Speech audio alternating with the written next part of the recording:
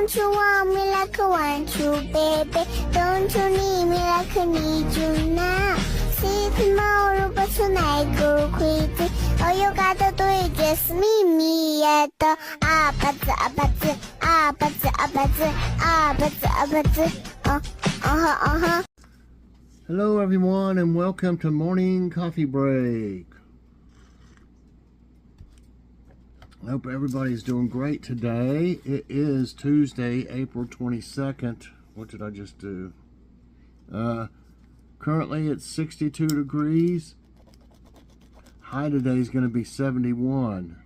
And chance of rain 50%, winds at 2 miles per hour right now. It's been nice. It's still, this is a little bit warm for this time of year still, especially if it's getting in the 80s. So it was a 80, I forget what the other day, 81 or something like that. But man, that's early to be like that. So I've already got my plants outside to start hardening them off, you know, get them in full sun.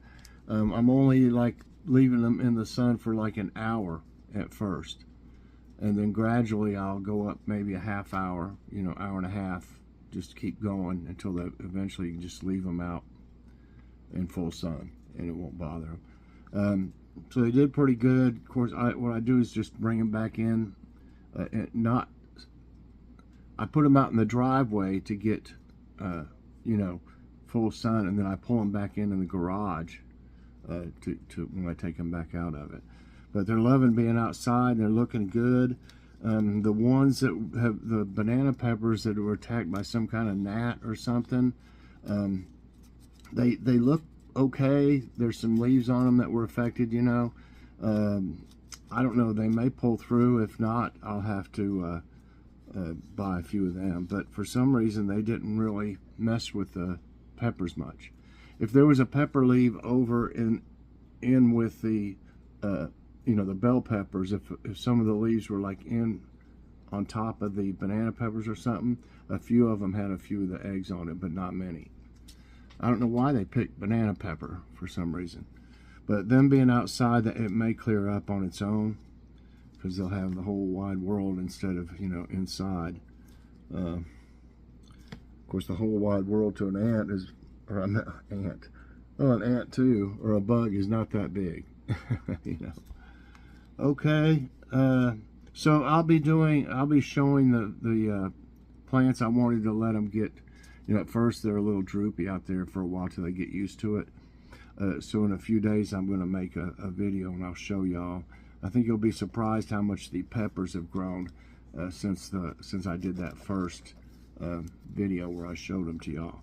So we'll look at them in a few days, and I think you'll be surprised at both them and the tomatoes. Okay, and I attribute last year was the first year that I started using Happy Frog for my transplants. The ones I'm going to transplant, it is fantastic. That's the reason that they look like they do. That's just some, it's kind of expensive, but it's really worth it. I mean, you know, that your plants will be that nice time to transplant them. So there'll be a Kroger haul today. All right, and we got some great deals on that. They had a 99-cent sale going on. They had, I think, a mega event savings. They had all kinds, I guess because of Easter, they had all kinds of different sales going on, and you got to really stay on top of it to know what's what and to be able to even know how to do it. Sometimes it's a little crazy. They need a better app is what they need. What's for dinner? We planned on using the rest of those hamburger buns that were so nice, the Lewis ones, and we didn't really feel like cheeseburgers right now. We could, I mean, we could have them if they decide different. But if not, we're going to have Sloppy Joes. I got some of that private selection Black Angus chuck that's just fantastic. So either Sloppy Joes or burgers. We got that mac and cheese that we got on sale that you'll see in this ad, in the Kroger haul, I mean. And I've still got some slaw. It should be good still. I'd like to have some slaw with it as well. So it'll be pretty good. And I've got the jokes of the day. And this first one, I don't know. At first I thought, I don't know. But then I thought, well, you'll see. I think it'll be okay. Why can't Satan's cheerleading squad win any competitions? Because they literally have no chance in HE double toothpicks. Yeah, they no chance in. Oh. An older couple is lying in bed one morning, having just awakened from a good night's sleep. He takes her hand and she responds, "Don't touch me." "Why not?" he asks. She answers back, "Because I'm dead." The husband says, "What are you talking about? We're both lying here in bed together and talking to one another." She says, "No, I'm definitely dead." He insists, "You're not dead. What in the world makes you think you're dead?" "Because I woke up this morning and nothing hurts." You know, that's basically what wakes me up. Is pain, especially in my back. That place that's been bothering me. Actually, it can be all the way across my back, right below your shoulder blades. Whatever it is there, it really hurts bad. And that's that. And if I get my left leg kind of in a bind or something, like if I had it propped up, if I was laying on the couch and fell asleep and had my leg up on the armrest, that would make my knee, it would kind of tweak my knee, and if I'm asleep, I probably wouldn't move for hours maybe.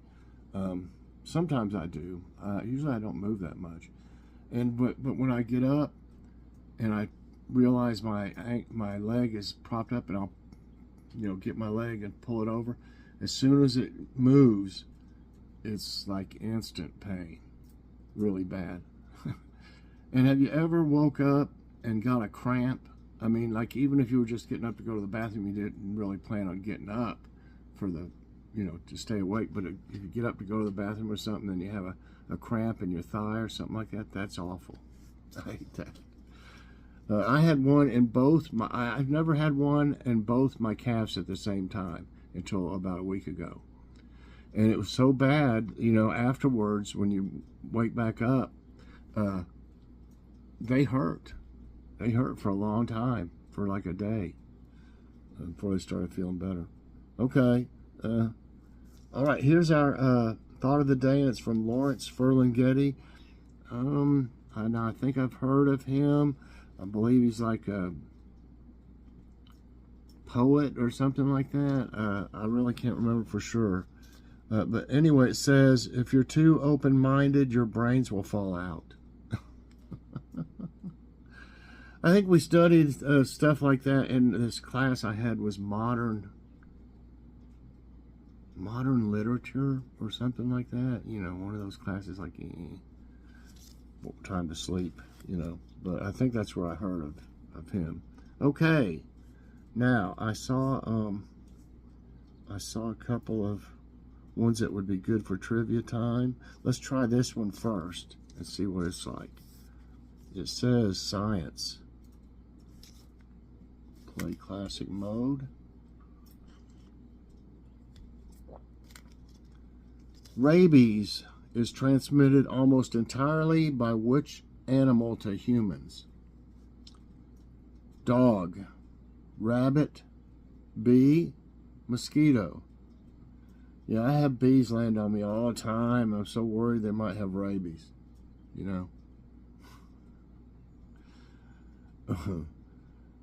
Anyway, look at that rabbit foaming at the mouth. They got a picture of this cat here. I don't know what they got. Look at this picture of that cat. Is that supposed to be a rabies look or something? Okay, anyway, it is mosquitoes that transmit it. No, wow. No, I'm thinking of something else. I don't know why I said mosquito. I'm thinking of, it's malaria. I don't know why I was thinking rabies. But, so, as wrong is wrong, even though I don't know what I was really thinking, why man, I've had it with this pen. Throw it over there. I got another one waiting to try. Okay. Yeah, it's dogs. I was really thinking of the malaria, but I don't know why I connected that to rabies somehow, so I really just screwed up on that one. Dogs are the main source of human rabies deaths, contributing up to 99% of all rabies transmission to humans. I certainly wouldn't stick my hand out in front of a dog with rabies. Okay, calm down, buddy. You know. But that's what's going to happen if you're dumb enough to stick your hand in front of it with it foaming at the mouth and stuff. What kind of animal are turtles? Fish, mammals, reptiles, amphibians. You know,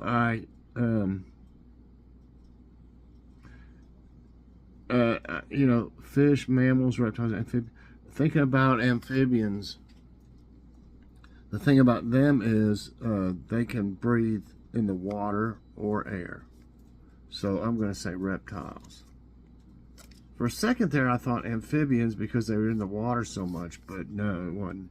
A turtle is a type of reptile that lives in either salt water or fresh water. The term turtle refers to any reptile of the order of testudines, including those that dwell on land.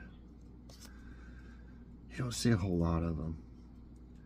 Unless you're on a country road or something, you'll see one on the road or something. We've stopped and, you know, I've got out and picked one up and put it, whichever direction it was going, I took it and put it, because they'll turn around and try to go, you know, back if you put them in the same place. If you just picked them up and moved them a little back, they'll still come back because they were wanting to cross the road, is what I'm thinking. Which of these animals can mimic human speech? Salamanders, goldfish, chinchillas, corvids. What? C-O-R-V-I-D-S? Ever heard of a corvid? Where do they come up with some of this? Human speech. Yeah. Look, that salamander's out there reciting Shakespeare. To be or not to be? That is the question. Mommy, my goldfish is talking to me again. Chinchillas, aren't they the ones that I mean, I hate to say it, but isn't that what they used to make fur coats and stuff out of, which I never agreed with. So, being said, I'm going to go with corvids. That's right. I mean, because even though I don't know what it is, the others I eliminated. The most common corvids are crows, ravens, and jays. Other relatives are the rooks, magpies, choughs, nutcrackers, and jackdaws. Well, that's about enough of that. Troglobites are animals that can only live where? Oceans, mountains, caves, rivers. Okay. Let's see. I'm going to think troglobites. That sounds like something that you would find in a cave. So, yeah, that's right. Okay. Troglobites are small creatures that have adapted to a permanent life in a cave. They are so well adapted to life in a cave that they would be unable to survive in the surface environment. You figure that? Huh. A lot of them don't have any eyes or something, probably. Because it's dark all the time. Which are the only mammal that's able to fly? Which is the only mammal that's able to fly? Flying squirrels, bat, sugar gliders, colugo. What's a colugo? Only mammal, really, flying squirrels don't really fly, they glide, you know? So with that, I'm going with bats. That's right. That's right. Bats are the only mammals in the animal kingdom with the ability to fly. There are two well-identified species of bats, the microbats and the megabats, identified of course, for the significant size and difference among other characteristics. Well, that's going on and on. What type of animals are wombats and kangaroos? Marsupials, rodents, canids, felids. What's a canids? Like a dog or something? And a felids, would that be a cat? Anyway, they're marsupials. Yes. In addition to larger species of marsupials such as kangaroos, wallabies, wombats, and the koala, there are numerous smaller forms, many of which are carnivorous, with the Tasmanian devil being the largest of this group. There's about 70 species. Which type of animals have a blowhole? Cetaceans, lemurs, simians, rodents. Okay, man, I don't really know. But I know what it is, like a whale or something like that, but what is it really called? I'm going to go with cetaceans. That's right. In cetology, the study of whales and other cetaceans, a blowhole is the hole or at the top of the head through which the animal breathes air. The eyes of which animal have rectangular pupils? Cow, buffalo, goat, okapi. I think I know this because I've looked and I said, that really looks weird before. I think it's goats. Yeah, they look weird. When you look them right in the eyes, goats are herbivores and need to be able to protect themselves when a predator comes along. A broad line of sight added by wide rectangular-shaped pupils allows them to see danger approaching from their peripheral vision. Well, that's pretty cool, though. Okay, I got 7 right, 1 wrong. We got 2 more. Which of these animals can glide but truly can't truly fly? Were you listening to me earlier? Vampire bat, albatross, butterfly, flying squirrel. Vampire bat, no. Flying squirrel. Remember? I said, they don't really fly, they glide. Now, I didn't know they were going to have this question. Flying squirrels are known for soaring anywhere from 150 to 500 feet, sailing from tree to tree to avoid ground predators. But they actually glide rather than fly, like I said. What are animals that use only 2 legs for walking called? Bipedal, invertebrates, mammal, amphibian. I'm going to say bipedal. That's right. In zoology, the term bipedal refers to animals that use only 2 legs for walking. Wow, kangaroos, it says, are one of them. Okay, I ended up with 9 right and 1 wrong, and that was a guessing game kind of on that one. But I did learn some stuff. I enjoyed it. Didn't have to jump around any. And they were all, good questions, I feel like. So I hope you enjoyed them too. And if you did, I hope you'll press that like button.